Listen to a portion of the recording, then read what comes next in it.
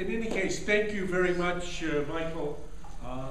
When Michael asked me to do this, it was about a couple of months ago. When I get a request from him for anything, the answer is yes. And so even though this week turned out to be more hectic than usual, the opportunity to be with Mike and Kitty is a fantastic opportunity for me. He's one of my heroes in public life, a great public servant. I'm glad that I assisted his transition to academia as well as a professor.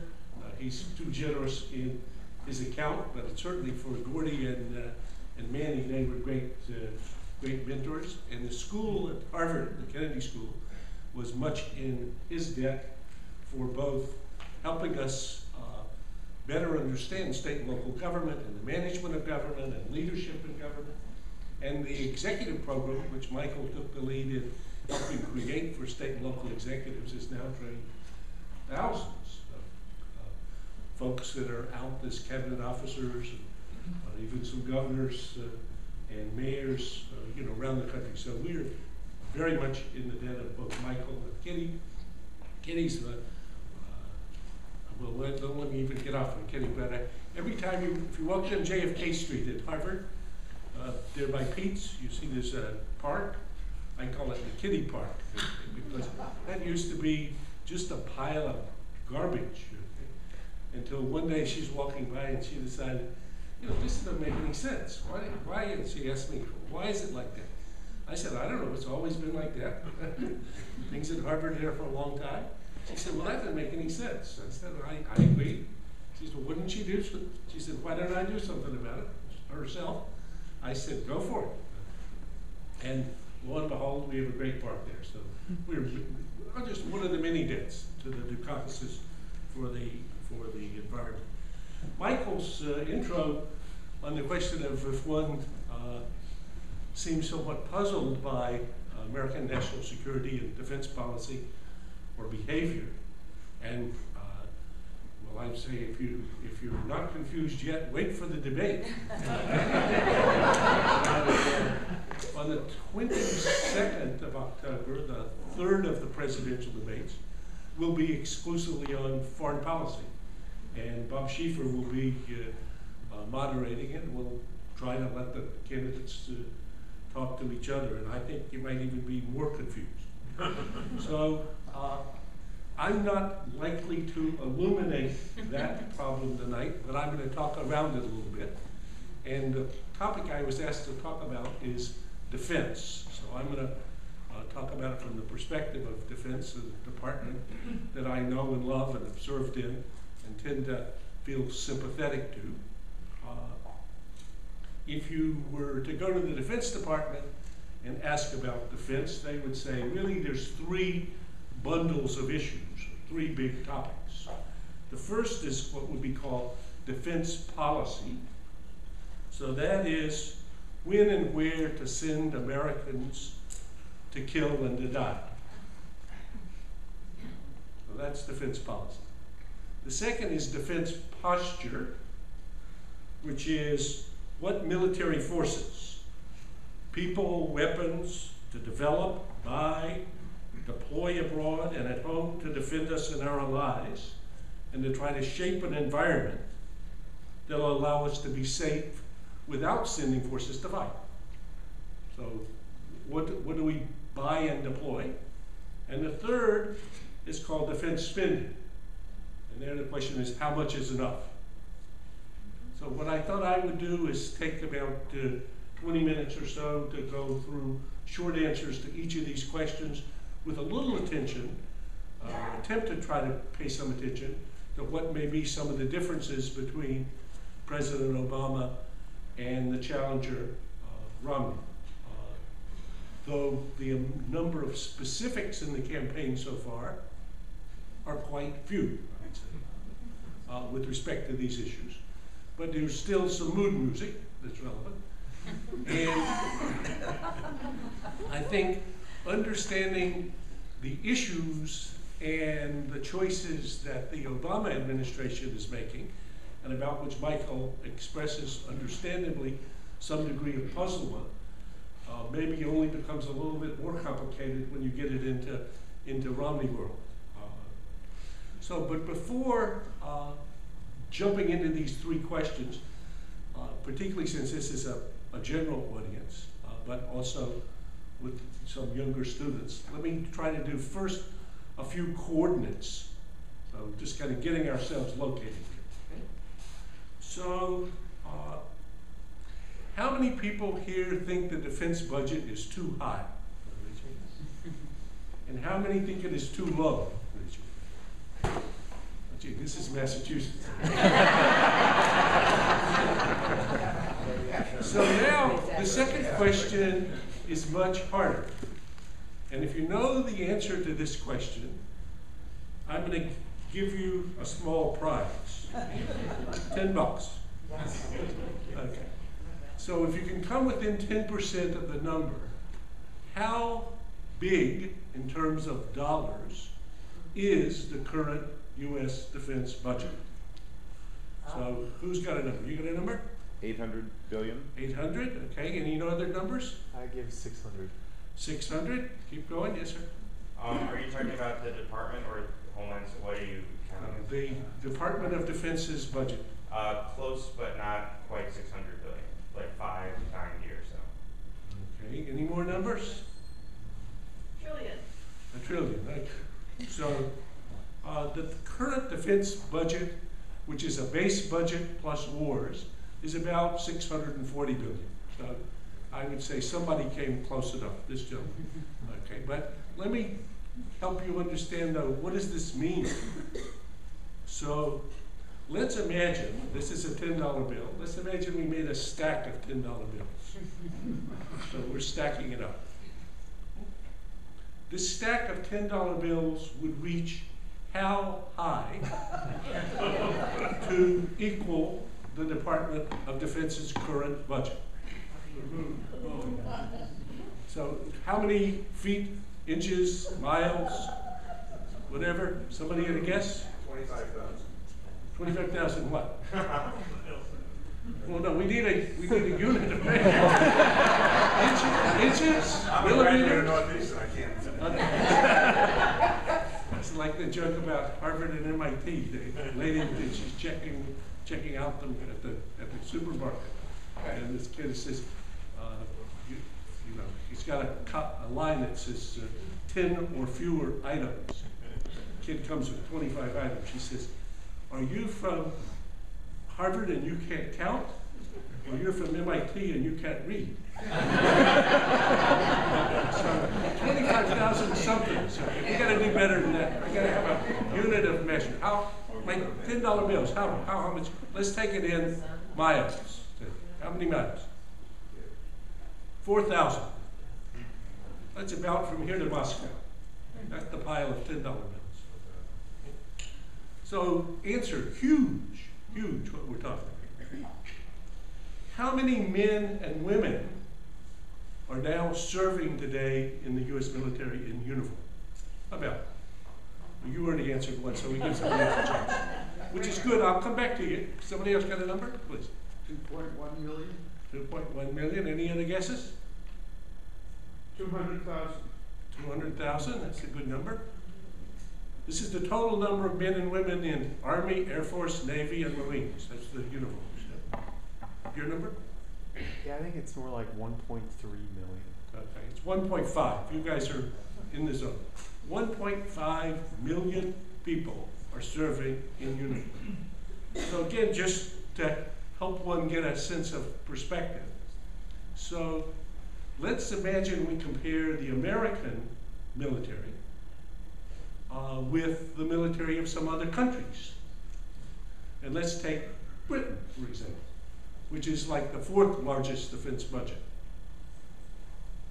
So the total British uniform service in all branches is equal to or less than blank, fill in the blank, some unit of U.S. No, this gentleman is probably an ROTC. 200,000.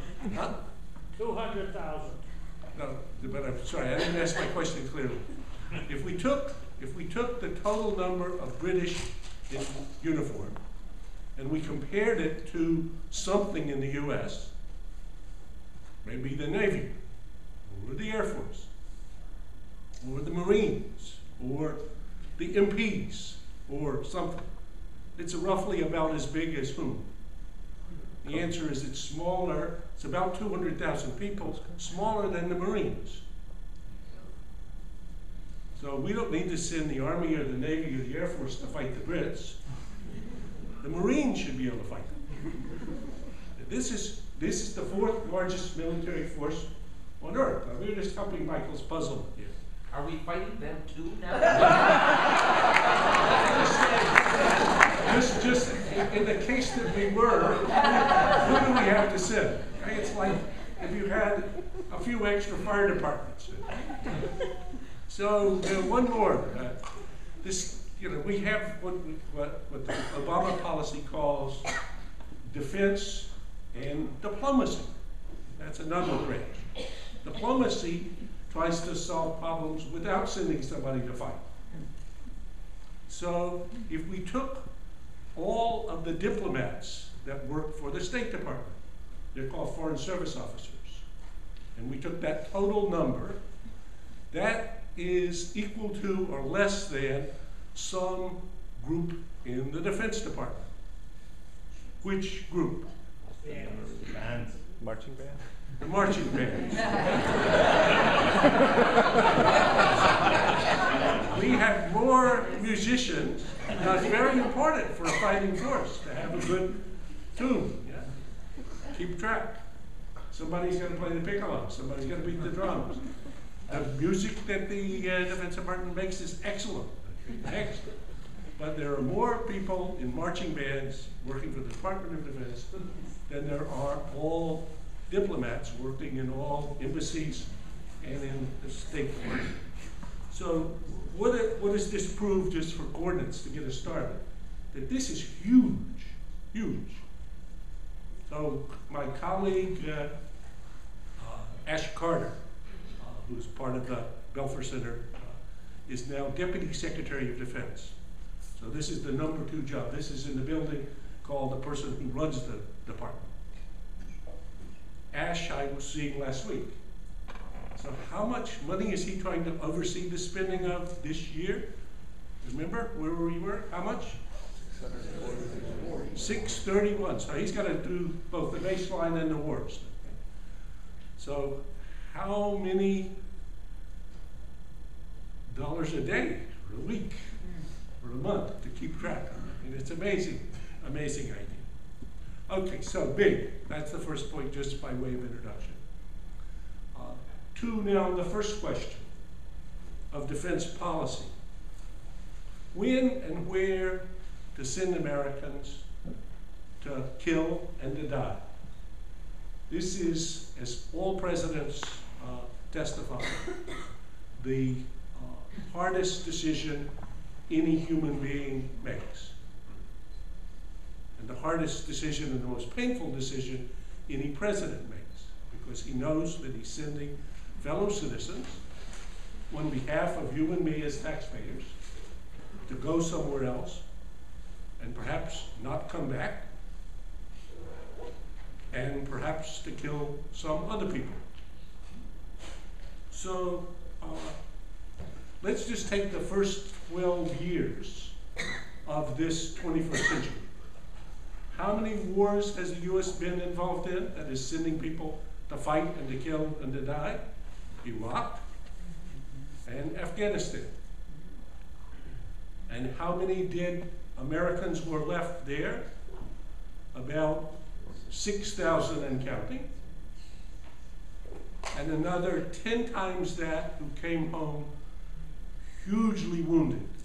One of the pieces of good news in these wars has been fantastic advances in emergency medical care.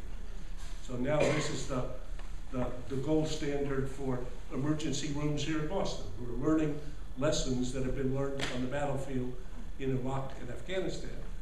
But nonetheless, large numbers of people are coming home who would have died in previous wars, and they're coming home without an arm or a leg or other functions. And how much about for the bill for these two wars? About 2 trillion.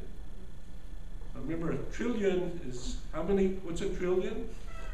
Trillion is 1,000 billions. So this is bigger than the defense budget. Okay. 630, 1,000. Okay.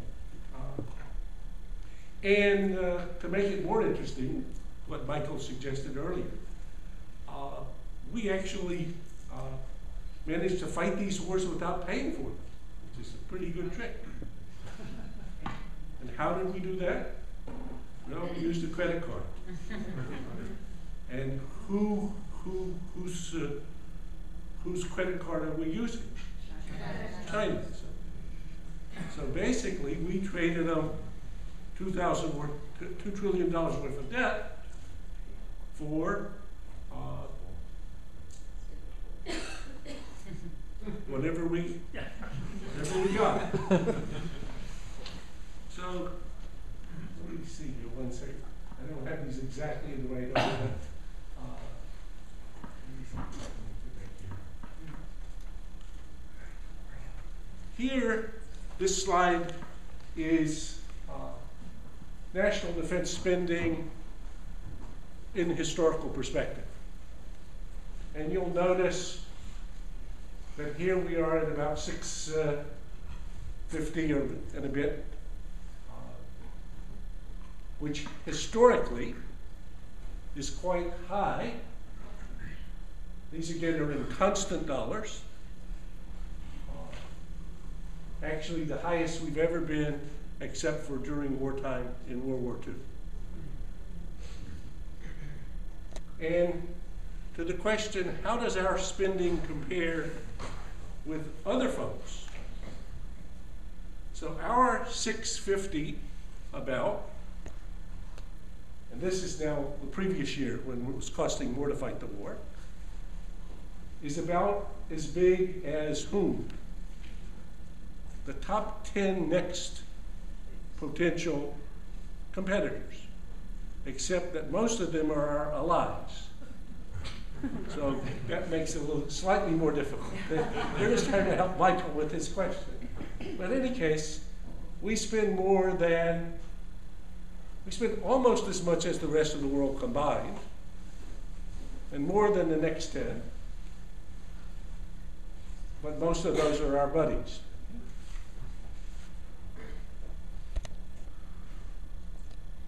So, what about then the fighting of wars? Well, in addition to the 2 wars in Iraq and Afghanistan, according to the newspapers, these are not acknowledged by the US government, but according to the newspapers, the US has also conducted drone attacks against Al-Qaeda and Al-Qaeda affiliates in 5 additional countries. And US Special Forces, again according to the newspapers, have dropped in for military operation in 10 other countries. So there was a joke that Jane Harman, the congresswoman whom Michael and Katie know, has offered, which is, should Congress limit each president to attacking or invading no more than how many, 2 or 3 Muslim majority countries each term? And when, interestingly enough, if you read David Sanger's quite fun book, The Inheritance, or What Obama Inherited, he's got a great scene in which when the US finds Syria constructing a nuclear reactor back in 2007, the Israelis come and say, look and see what's happening. And Cheney wants to attack them, and Bush is feeling inclined to. Condi Rice, who at that time was the Secretary of State, says to him, Mr. President, you've invaded all the Muslim countries that you can in this term. So he deferred and let the Israelis do it. So if you were to summarize the Obama doctrine, I would say, and I'm sympathetic, but I'm trying to be analytic, but I would say if you put it in a bumper sticker, it would be no more unnecessary wars. So not sending people to fight and to die on the ground. Wind down Iraq as rapidly as he could, and winding down Afghanistan, where U.S. is supposed to exit by 2014 on the current glide path.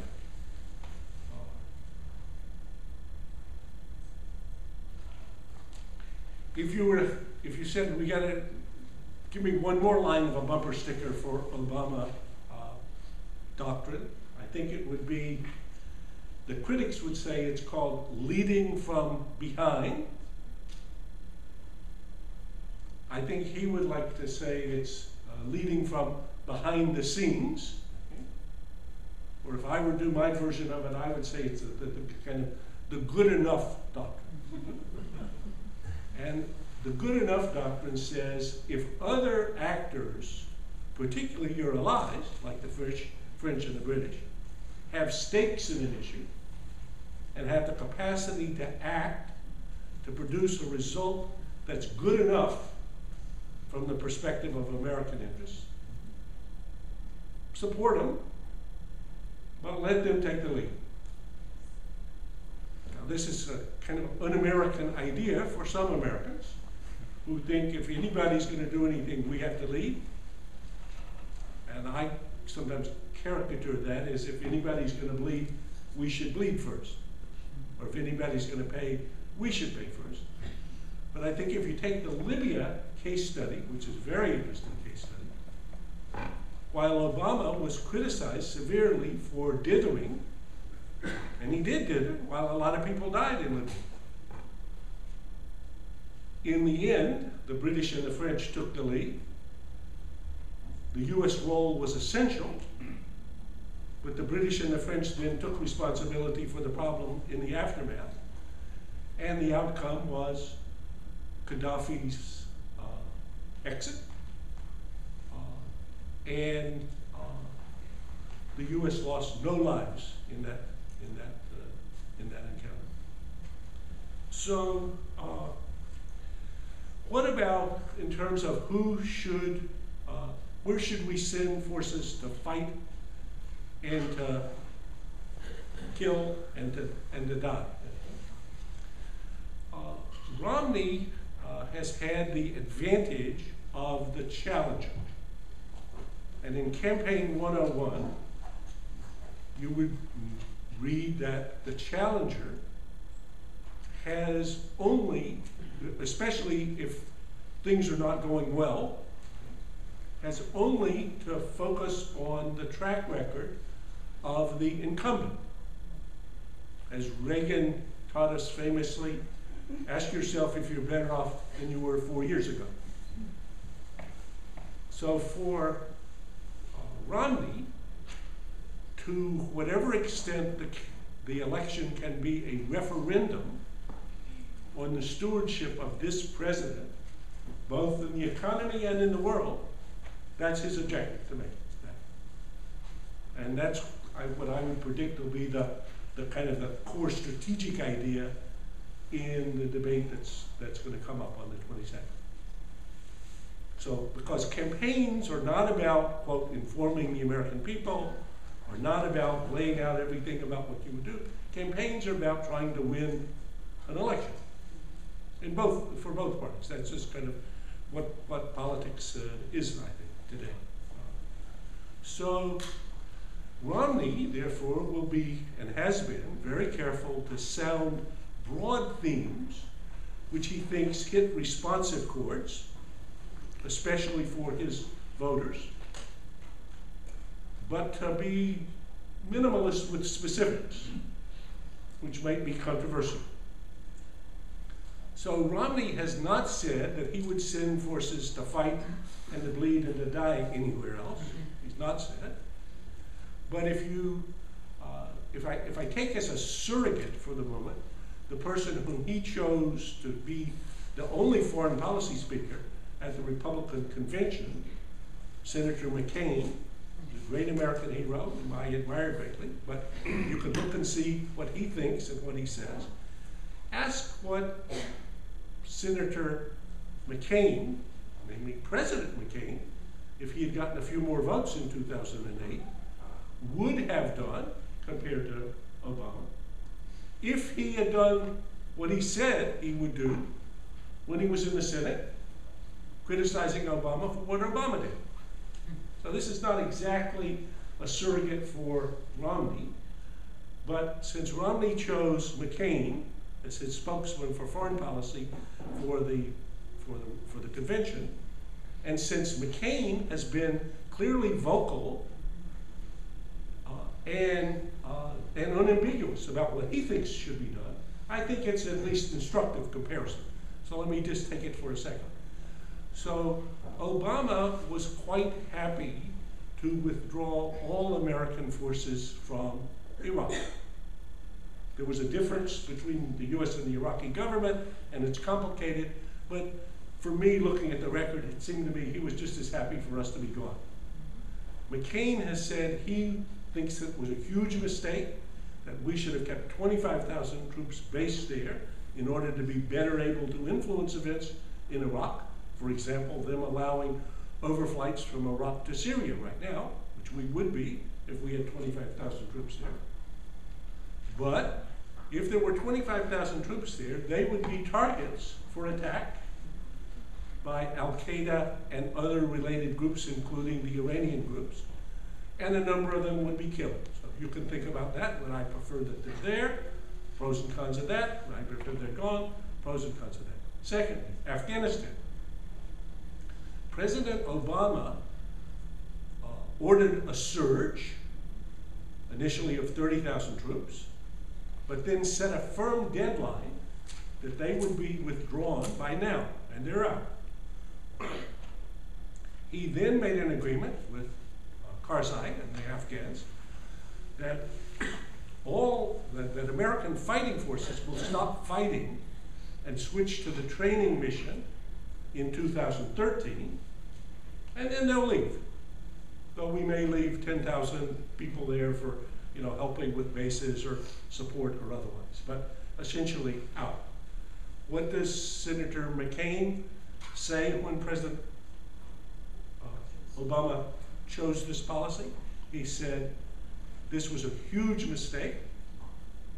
He would keep the surge forces there, 100,000, fighting as long as it took to defeat the Taliban.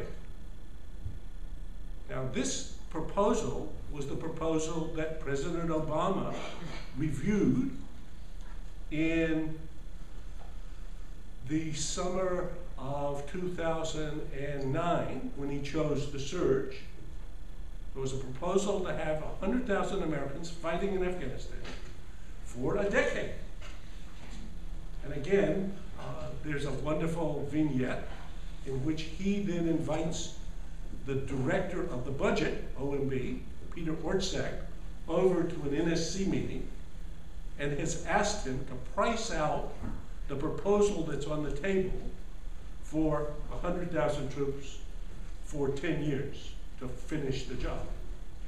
And Orszag says, as a first approximation, it costs you $1 million a soldier in Afghanistan a year. And that's roughly the number now. We're spending about $2 billion every week there.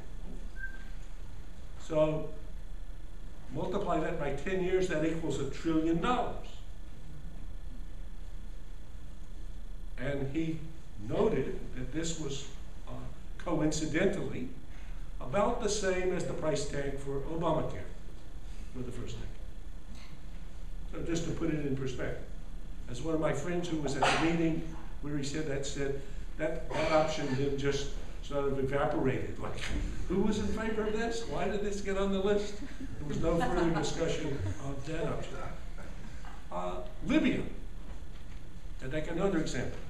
So President Obama, as I said, quote, led from behind or behind the scenes, let the British and the French take the lead, waited until he could put together a diplomatic coalition. The US actually supplied most of the smart bombs for the early part of the campaign. So it would probably cost us $1 billion or $1.5 billion total. But no Americans on the ground and no lives lost. Senator McCain and his buddy Senator Lieberman, so this is not just a Republican view. This is a bipartisan view, at least among Lieberman, Lindsey Graham, and John McCain, said this was a huge mistake. The US should go first. The US should lead the bombing campaign. The US should introduce troops if necessary. And if that had happened, there would have been, I think, likely fewer Libyans would have died. I don't know if I can do exactly the calculation, but more Americans and at a much higher price tag. Syria is running right now, so you can watch that case. So in Syria, it's a horrific thing to watch if you just turn on your screen.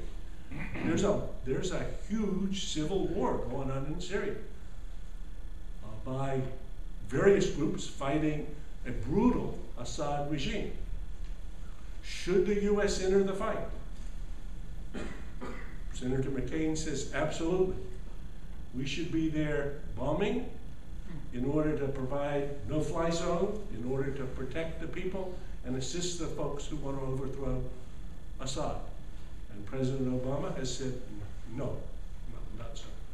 So I think there's a pretty, again, McCain is not Romney, and so it's not, I'm not saying Romney would follow McCain's guidance in every instance, but I think if we're trying to get a contrast with Obama for Mike's purposes, this seems to be, and I've gone on probably too long on that topic, so I'll be quicker on the next.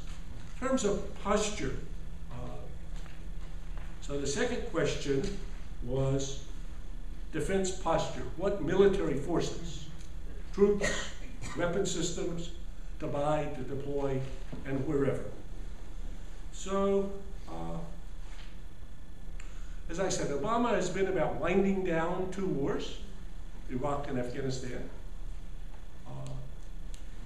He announced a so-called pivot to Asia, or rebalancing, as the State Department clarified the term, in which now not having to fight in the Mideast, we would pay more attention to developments in Asia. And Secretary Panetta, the Secretary of Defense, said 60% of our fleet would now be deployed in the Pacific rather than the Atlantic. What candidate Romney has said is that whereas Obama is proposing to build up the Navy at 9 ships a year, he would buy 15 ships a year.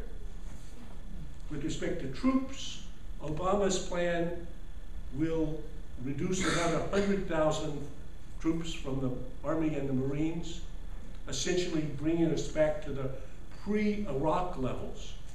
Romney says he would keep all of those.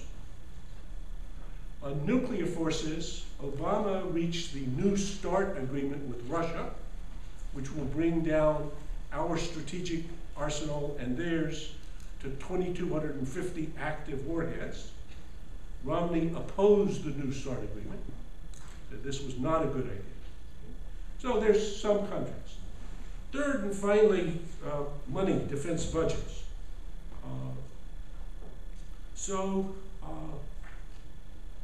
Obama, we start with the 630, that's this year, which is down from about 7 and a bit last year. In the Budget Control Act, which was the bill that was passed by Congress and the President to avoid the last cliff that we almost fell over the debt ceiling last year, if you remember, it was agreed to cut $480 billion from the defense baseline over 10 years.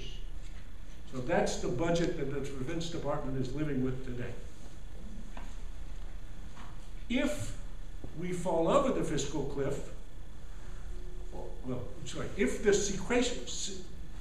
if sequestration is imposed because we're unable to reach an agreement by January 2nd, so this is playing out right now in real time, defense will take another $55 billion a year cut this year and each year for the next 10 years. So in that scheme, what is now 3.5% of GDP, the defense budget, will shrink to about 2.3%. In contrast, Romney has said he would set the base at 4% of GDP. If you look at his website, I just looked today to make sure it's still there, that he would devote another $2 trillion over the Obama budget to defense. So here we can get a little bit of a picture of how this diverges. And this is just in the short.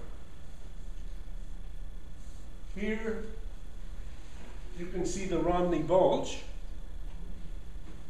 over the baseline, and similarly the baseline with sequestration.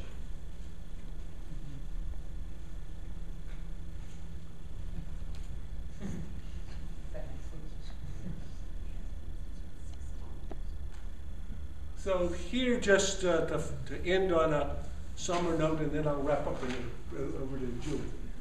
So why does the former chairman of the JCS, Mike Mullen, say, well, what does he say is the single biggest threat to American national security? Mullen. Debt and deficit, okay? This bulge here, or this gap here.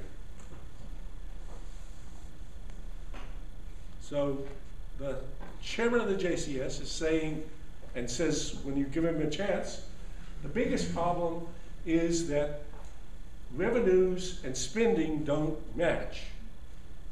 So we have a fiscal mismanagement that's putting at risk the foundation of our national security strength, which is, of course, our economy. So in the question of how to address that, that actually is the essence of the fight between the president and Congress right now that is sliding towards this fiscal cliff. But back to Michael's first point, trying to make any sense of this, one's got to take account of it not simply as if defense was a domain all by itself. Defense is one of the expenditures of a country and its budget.